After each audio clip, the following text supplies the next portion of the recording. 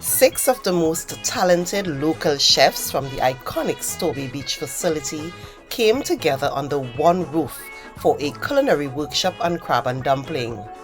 This quality improvement workshop was held at the campus of the Tobago Hospitality and Tourism Institute at Blenheim. These cooks are just some of the culinary artisans who feed our visitors daily, and they've traded their bustling beachside stalls for the state-of-the-art THTI kitchen to collaborate and further elevate their skills to improve the quality of this mouth-watering dish. The workshop began with an overview of essential ingredients and recipes. What is the most important ingredient? Crab.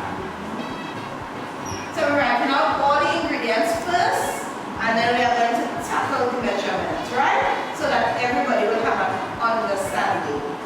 So crab, what else do you all put? So we're talking seasoning now. Some of the seasoning are thyme, onion, shallot belly, thyme, onion, flavor pepper. Which one are the onion? The white onion. So white. You are calling flavor pepper or pimento? Pimento. Both of them. Flavor pepper. Now that the participants have a solid understanding of the ingredients and recipe for this delicious local dish, it was time for them to roll up their sleeves to prepare live crabs for cooking.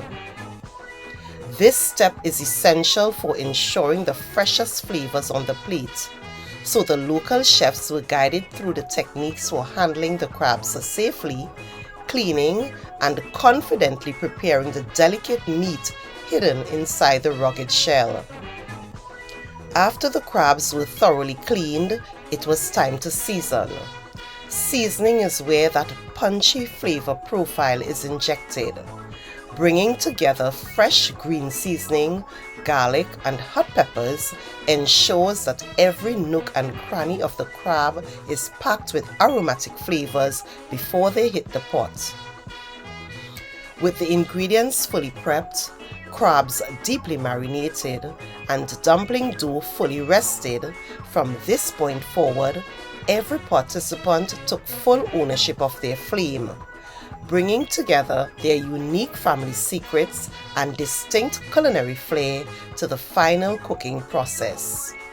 As the last of the rich coconut-infused gravy thickens and the final pots are pulled from the flames, the cooking is officially over. The moment of truth begins. The individual dishes were presented side by side, shifting the focus from the stove to the taste buds. The facilitator, other chefs, and fellow cooks dig in to taste, compare, and critique the subtle differences that make each recipe unique. This will take me in visual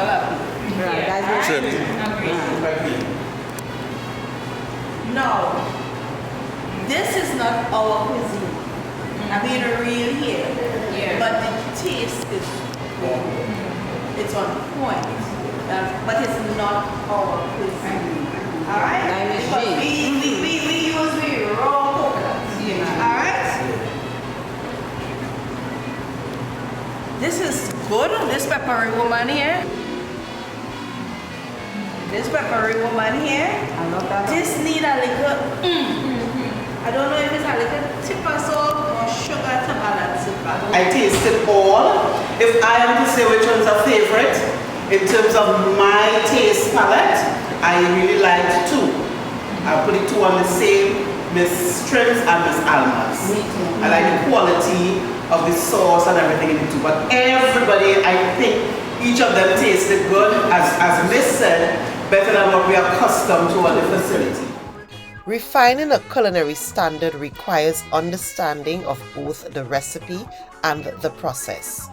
Some participants stepped away from the tasting table to speak about their takeaways from the workshop. I'm feeling proud because knowing that I'm from another country and I come here representing somebody from Trinidad and Tobago. So this can help me in a lot of ways. Knowing that they are going to say, all right, she's not from here and she's participating, meaning that she's interested in our culture and stuff like that. So it's a big thing. Well, the positive is that they all loved the presentation. They thought it was the best presentation. They also loved the portion size of the provision and the dumpling. Some of them, they find it could have a little more salt or something else to bring up the flavor. So I put everything together and I appreciate everything. And going forward, I will, take from that, so to make sure that across the board it is what it's supposed to be. Okay, some find it was a little spicy, the crab, and was a little grainy, but they got the flavor.